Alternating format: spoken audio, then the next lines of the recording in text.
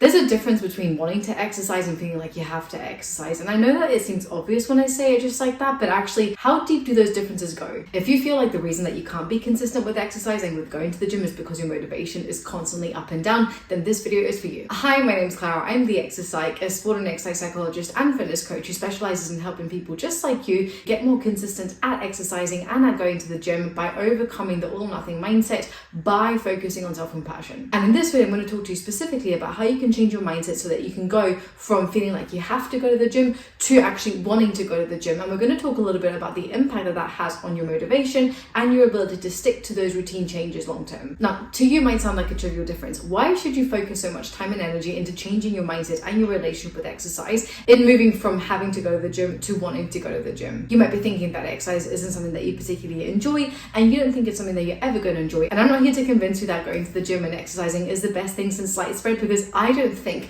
that enjoying the gym is a prerequisite for actually being motivated to go to the gym. And I will explain to you why. So the difference between having to go to the gym and wanting to go to the gym goes way beyond semantics. Even as I say it, or even as I invite you to maybe think about that difference, it wouldn't surprise me if you notice that it's got a different vibe to it within you. And that difference really matters, especially when it comes to motivation, which is the perennial issue that so many of us struggle with when it comes to consistency, right? Motivation comes and goes. So how can we make sure that it is more stable, that it's more sustainable, and that we can access that to maintain those habits that we're really trying to build, irrespective of what I'll come for? And I don't want to lecture you too much on motivation, but it's really important to remember that motivation exists on a spectrum. We can be completely amotivated and not motivated at all the way to being completely and utterly intrinsically motivated. And somewhere in the range of that scale, we can go from being more externally motivated to being more internally motivated. Now, what decades of research tells us is that when we are more externally motivated to do something, when we maybe feel compelled to do something either to avoid punishment or to pursue a reward, or because we feel like in doing something we're going to be avoiding shame or pursuing praise, what we know is that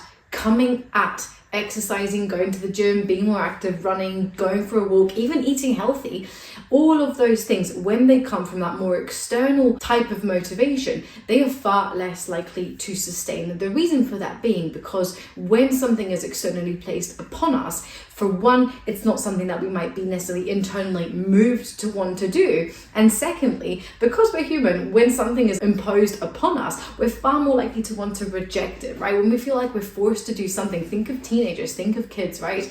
When you tell them to do something, they basically just go, not a chance. And we're no different. Even if we know that the thing that we're wanting to be motivated to do, that be exercise, to lose weight, eat better, etc., for our health, is something that we want. But when we feel like we have to do it, when we feel like we have to go to the gym, even though that pressure might get us going, it's never going to last. It's certainly not going to last long term.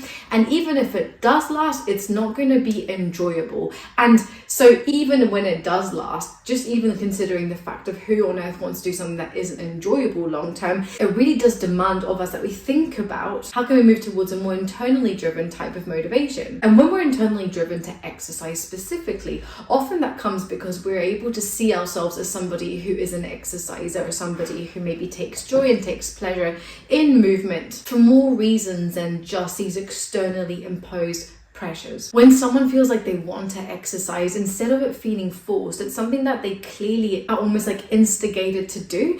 And very often what we observe, certainly from the outside, is that people who are more internally motivated to exercise, even in the absence of fucks to give on a particular day, they are still able to get themselves going and be more accepting of, say, a workout not being too fantastic, because it's more about that act of showing up than it is about it being perfect. Whereas often what we see with people who feel like they have to go to the gym is that not only do they put this pressure on themselves to go to the gym, but there's also this added pressure of the workout being fantastic. It has to be of a certain length of time, it has to be of a certain quality, it has to kind of meet all of these criteria, which again means that they're far less likely to be willing to go to the gym or willing to exercise if they don't feel like any of those preconditions, or all of those preconditions rather, are going to be met. And so really we're starting to see a very clear distinction between people who find themselves feeling more extrinsically motivated to go to the gym or more internally motivated to go to the gym. That distinction between feeling like they have to go to the gym versus wanting to go to the gym. And not only does that have an impact when it comes to, like I said, the quality of the motivation and the sustainability of that motivation,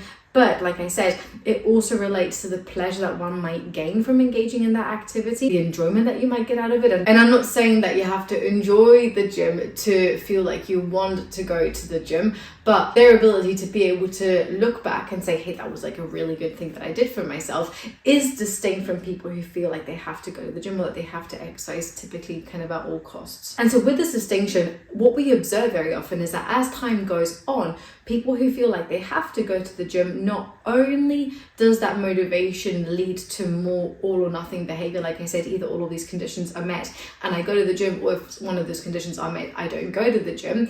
So not only do we see more of that all or nothing behavior, what we also start to see is an increase in self-directed criticism in the context of exercising. So that might mean that in going to the gym and maybe like not having a very good session, somebody who feels like they have to go to the gym might experience much more self-directed disgust as a result of that gym session not being very good. Equally, if they kind of are in the nothing zone and they don't go to the gym, they are going to experience a lot more self-directed criticism as a result of that. Whereas somebody who feels like they want to go to the gym, if they are able to go to the gym, even if the session quality isn't particularly fantastic, even if it is just one of those days, they're far better able to be more compassionate with themselves, a lot more accepting of themselves.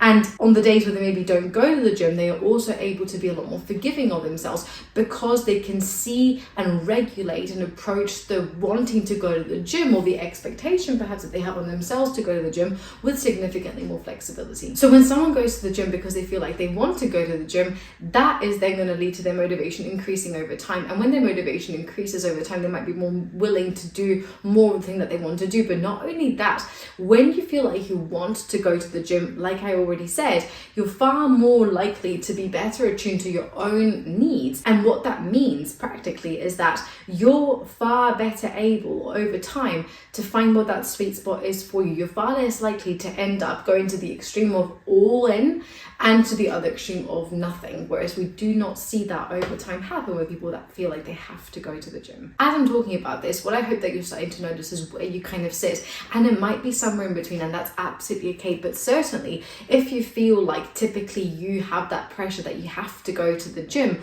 what will happen, if not already, over time, if you don't address that particular type of mindset, is that your motivation to go to the gym is going to decrease. You're going to find yourself maybe needing either more external incentives, either like seeking out more rewards, which could come in the form of food, which is not going to be necessarily maybe helpful for you if your health is something that's particularly important to you, and health and exercise and food is something that you're trying to work on at the same time. You might also find yourself feeling more ashamed if you don't go to the gym, or if you do go to the gym and the session is shit.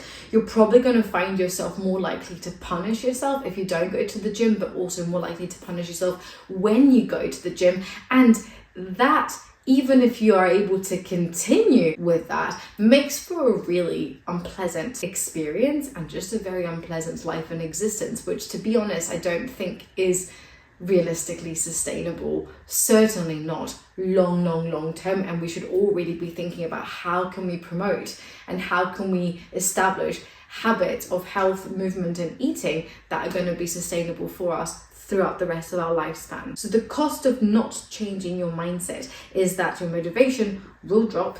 Even if you are able to keep going to the gym, it's going to feel like shit. And when you don't go to the gym, you're going to feel even worse about yourself, which might then mean that your motivation will continue to decrease and will only make this process significantly harder over time. Whereas if you start to shift your mindset and start to explore different ways to be able to connect with this wanting to exercise, this wanting to go to the gym, you're far more likely to notice that you're excited at the prospect of exercising, that when you go to the gym, there's less conditions and less preconditions that you feel like you're having to meet for that to be qualified as a good session. In doing that, the gym experience, the movement experience is going to be a lot more carefree, a lot more enjoyable. And because it's so much more enjoyable, you're going to be far more excited to repeat that, even without having to be a total gym freak and like absolutely adore going in and lifting weights. Like, it doesn't have to be that. You don't have to love it, but you just have to be willing to do that thing. And how do we start to shift our mindset then, given the fact that this is so important and so impactful? How can we move towards that shift from feeling like we have to go to the gym to wanting to go to the gym? Where I would start would be with identifying your values. And I talk about values all of the time, but let me give you a brief explanation. The way I like to think about values as almost like the different directions on a compass, right? If I say want to move east, and if I want to walk east, I can choose that direction as something that's important for me, a direction that I have chosen to move towards because it matters. But no matter how far east I go, I'm never actually going to arrive at east. It's simply a chosen direction for me, right? The same goes for our values. When we identify the things that we care about, we can start to orient our life so that it enables us to move towards those things that matter to us. But those things are intangible. Let's just suppose that you are somebody who values adventure, so you might start to organize your life in such a way that the things that you do help you experience adventure, whatever the hell that means to you is up to you. But the value that you're pursuing, the value that you're moving towards and that you're orienting towards is that adventure. Now, the way that I think is most important to be able to think about exercise, especially if you want it to be sustainable long term, is to think about how can me going to the gym or me going for a run or me being physically active consistently help me do all the other things that are more important in my life, and how can it help me do all of those things better? How can it help me gain more fulfillment and more meaning from those experiences? So taking adventure, it might be that remaining physically active and being consistent with physical activity helps me then go on longer adventures, more adventures, have more stamina when I go on adventures. But the same thing could go for, let's just say, spirituality. If spirituality is an important value of yours, you might be able to think about how can being physically active help you connect more with spirituality. It might be that exercise gives you a bit of that physical release that then allows you to be able to sit and contemplate and, you know, connect with different parts of your practice that are really meaningful and important to you. Again, but being able to do that better. Or similarly, it might be that learning and personal growth are important values to you, and how might physical activity and being consistent with that help you move towards more learning, development and growth. You might see as exercise and consistency as an opportunity to grow and to learn about yourself. You might also find that in making time for physical activity, you're more likely to have a calmer mind that allows you to stop, pause, concentrate, learn things, absorb information. You might even take the opportunities to exercise as a chance to learn and engage in personal development through podcasts or whatever that might be. The point here isn't about what you do. The point here is about finding ways to connect exercise and physical activity and consistency with the values that you give a shit about, with the things that are most important to you in your life. Because if you can identify ways in which being consistent and, you know, showing up and going to the gym, tending to your movement, moving regularly, making sure that you're not completely not just sedentary, if you can find ways to connect those behaviors to all the other values and goals that are really important to you, then you're going to be much more motivated to go and do the gym and the exercise, because you're not thinking of it as like, oh, I just have to go to the gym. It's like, no,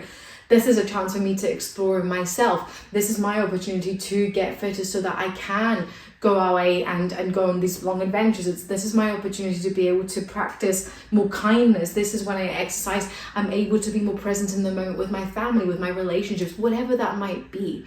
When we're able to tie exercising to our values, we're far more likely to notice that we want to exercise consistently, that we want to go to the gym consistently, that we want to be physically active consistently, and we're far less likely to feel like it's a chore and an obligation, because the place that is instigating that motivation, the place from which that is coming from, the place from which we are setting the expectation of exercising more frequently, is coming from within. And so you might be thinking, okay, Clara, that's great, but like, what are my values? How am I going to know what my values are? How are you supposed to go about identifying them? There's a couple of things that you can do. Probably the easiest thing for you might be to just go to the description and click on the link there where it says values, and it will take you to a value guided exercise that will help you identify your top 4 values and basically set some goals in relation to that. Another way that you might be able to do that is to think of the types of words that you would hope and expect somebody who knows you well to describe you as. What type of things do you want to be known for? A good example, or I guess a good way to do this, which is a little bit weird, so proceed with caution,